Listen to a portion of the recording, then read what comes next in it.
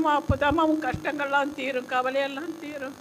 எவ்வளோ படாத துன்பத்துக்கெல்லாம் ஐயா தான் எனக்கு அப்பப்போ ஜெபிப்பார். நான் அப்பப்போ அவரை தான் ஜெபிச்சுட்டு போவேன்.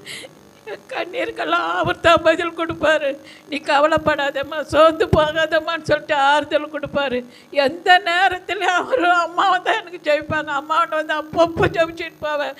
அம்மா சொன்னதெல்லாம் நிறைவேறும், ஐயா சொன்னதெல்லாம் நிறைவேறும். போன வருஷம் இந்த நாளில் நான் வீடு கட்டணும்னு சொல்லிட்டு பொறுத்துனே எடுத்துக்கினேன். ஐயா அம்மாவை எல்லாரும் வந்து கூப்பிட்டு வீட்டை இடித்து போட்டு, ஐயா நீங்கள் வந்து முதல் ஜெபம் பண்ணுங்க ஐயா, நான் வீடு கட்டணும்னு சொன்னேன். ஐயாவை வந்து ஜெபம் பண்ணார். அம்மா நீ மண்மையில் வீடு கட்டாத, கண்மையில வீடு கட்டுமா, நீ உயர்ந்த அடைக்கலத்தில் வைப்ப, நீ கண்ணோய்க்கும் எல்லாரும் மேலே தான் பார்ப்பாங்க, கீழே பார்க்க மாட்டாங்கம்மா. நீ அந்த உயர்ந்த அடைக்கலத்தில் இருப்பம்மா, உன் கஷ்டம் கவலையெல்லாம் தீரும்.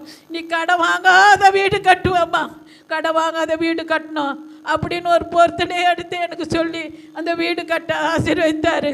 அந்த வீடும் கட்டிடும், இன்னும் புதுமையாக முழுமையாடியில் அது ஐயோ அப்பா எனக்கு அது அவர் சொல்கிறதுக்கே எனக்கு நான் வரல. அப்படியெல்லாம் ஒரு நேரமாக எனக்கு ஆறுதல் கொடுத்தா ஐயா. இன்றைக்கி நம்ம இடத்துல இல்லை, போன வாரமெல்லாம் இந்த சபையில் அவர் நிறைஞ்சிருந்தார். இன்றைக்கி அவர் இல்லைன்னு சொல்ல மனசே கேட்கல, பேச வார்த்தையும் வரல. இந்த சாட்சி கருத்தை தான் ஆசீர்வதிக்கணும்.